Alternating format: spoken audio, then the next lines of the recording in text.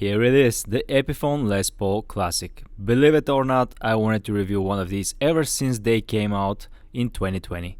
I've tried a couple of them, including the purple and the black, which are cool colors, but they were in such a huge demand that I couldn't get one for a review, and now I have it. I'm finally gonna demonstrate the Epiphone Les Paul Classic, and I'm gonna explain why it is such an important guitar.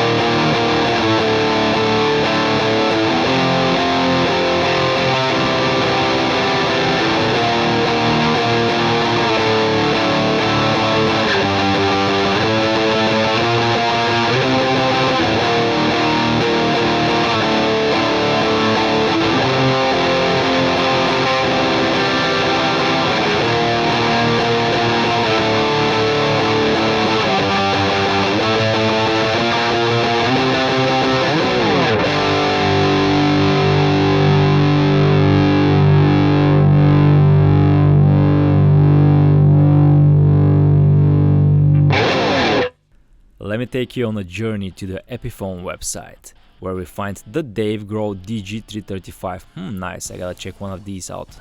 I'm getting distracted over here. Where were we? Electric guitar, modern Les Paul. And we find stuff like the Les Paul Prophecy that I've already reviewed in another color. This one is cool though, but it's still the same guitar.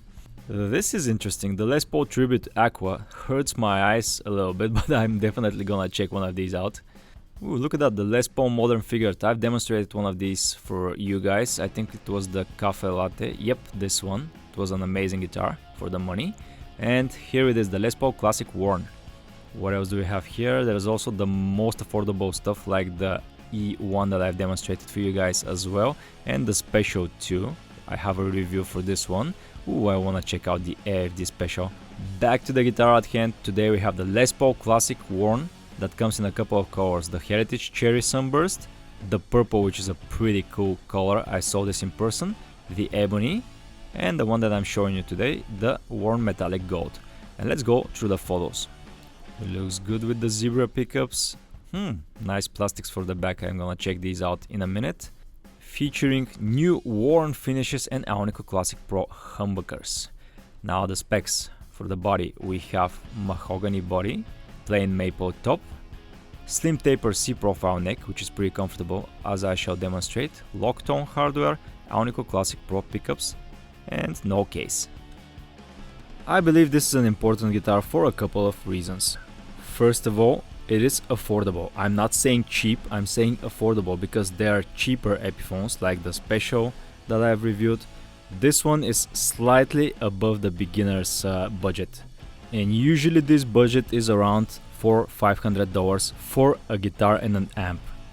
Of course you can find a good deal on a classic, but usually they cost around $400.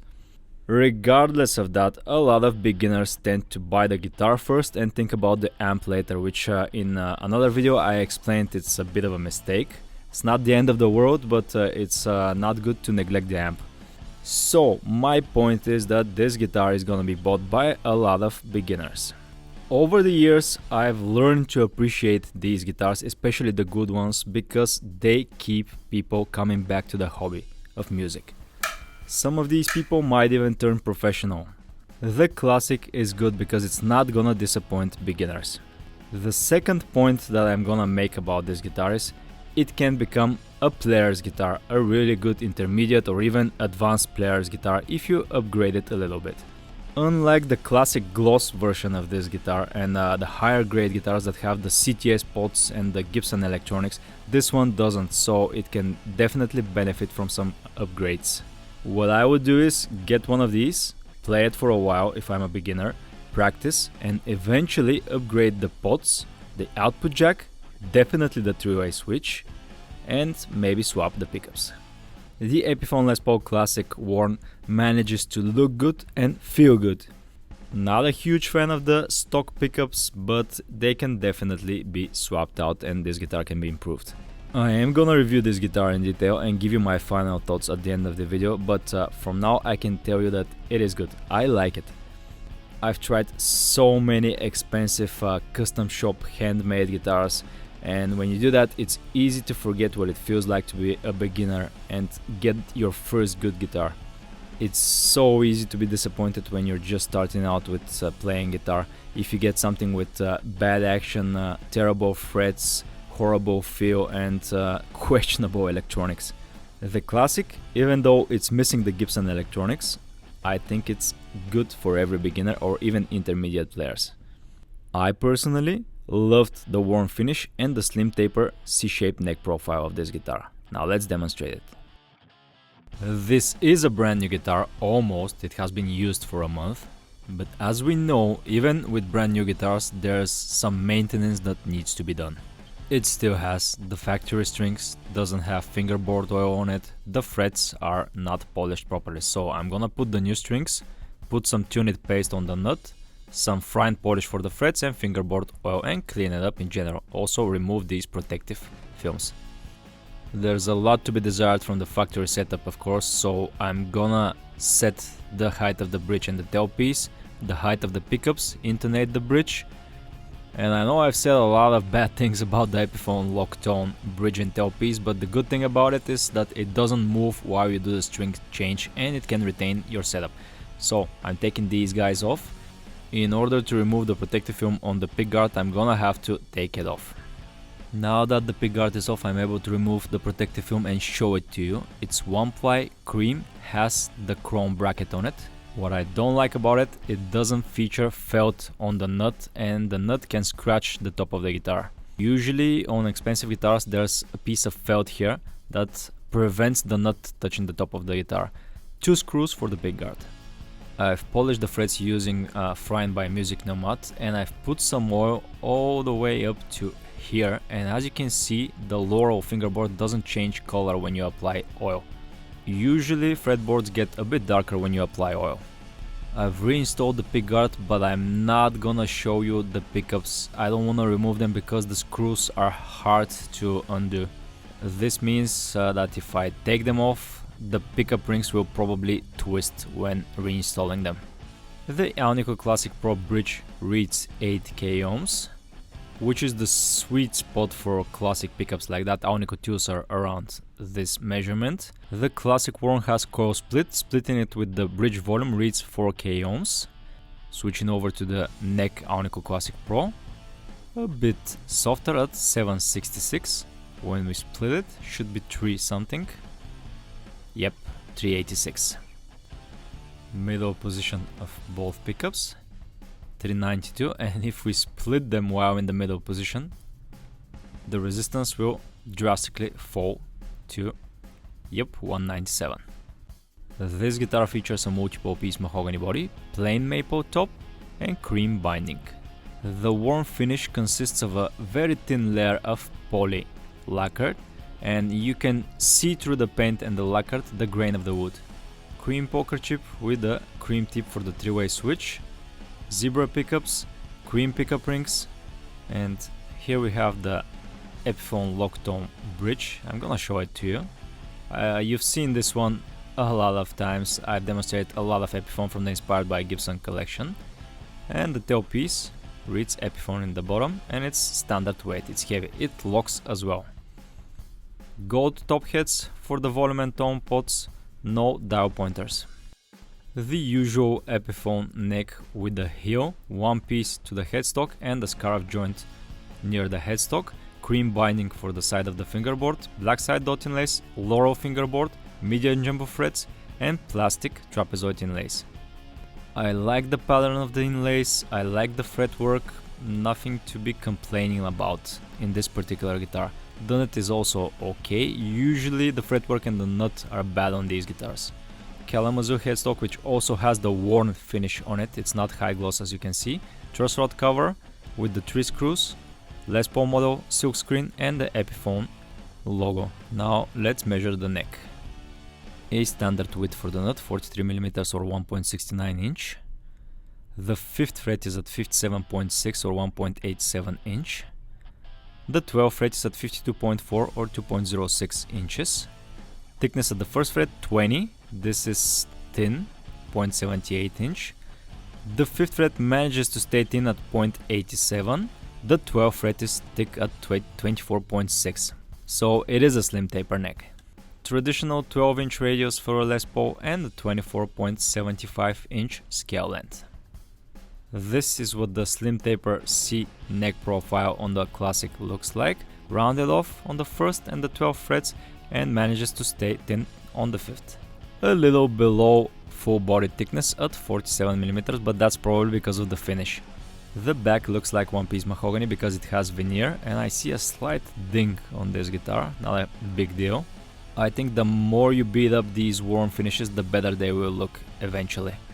I'm not sure I recall ever seeing cream covers for the electronics on any guitar, but they look pretty cool. No cream for the output jack though, strap button here and one over here.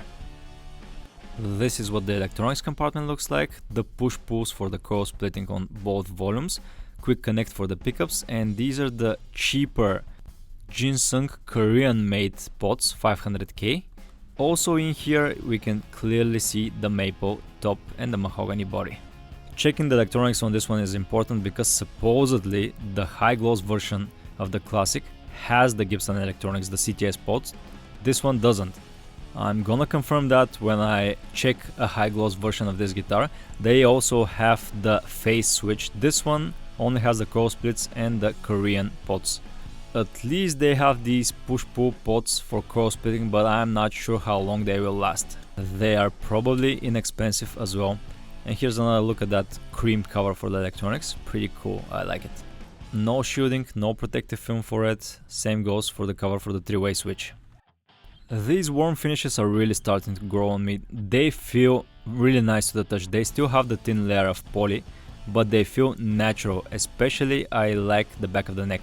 Speaking of, we can see the construction. You have the heel, one-piece mahogany, scarf joint, headstock with wings. Finishes like this one allow us to see the grain of the wood easily, and you can see that the neck is following a pattern that is slightly sideways, and continues here on the headstock. Handcrafted in China sticker.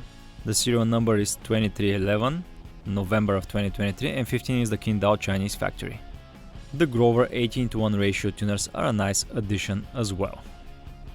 As per the official specs, I'm gonna use 10 to 46 gauge strings for this guitar, and this is the moment that I apply the tune it paste on the nut and sometimes on the bridge. Once the strings are in place and they've settled for a while, is the time to adjust the height. It's too low down, it's too high up. I'm also gonna adjust the bridge height and the intonation and the pickup height as well. I'm gonna do a total setup. The weight of this guitar? It's relatively lightweight at 850 pounds.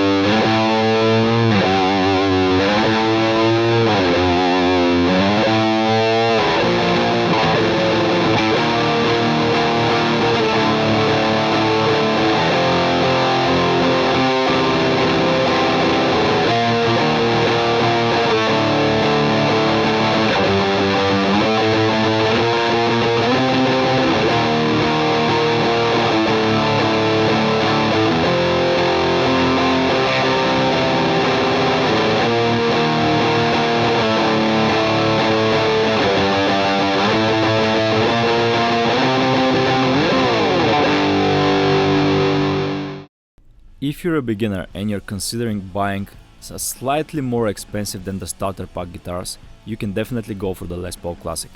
It is worth the money and it's a well-made guitar. If you can find a better deal on it and wait for discounts, it's gonna be even better. You can invest the money that you saved in a good amp or improving the hardware of this guitar and definitely the electronics. If you buy this guitar, be ready to be swapping out the 3-way switch and the output jack very soon. They are the cheapest that they put on the Epiphones and they tend to break easily. An output jack and the 3-way switch are not so hard to replace though, if you know how to solder or if you have a friend that's an electrician, so this shouldn't worry you, it's an easy fix. So, if you're a beginner and you have the budget for one of these, definitely go for it. If you're an intermediate player and you wanna buy one of these and upgrade it, you can definitely do this as well. My point is that you cannot go wrong with an Epiphone Les Paul Classic. Keep another thing in mind though, these tend to vary from one guitar to other. Some of them might have fret issues, others might have electronics issues. If you are ready to put some more money into it, you're gonna be fine.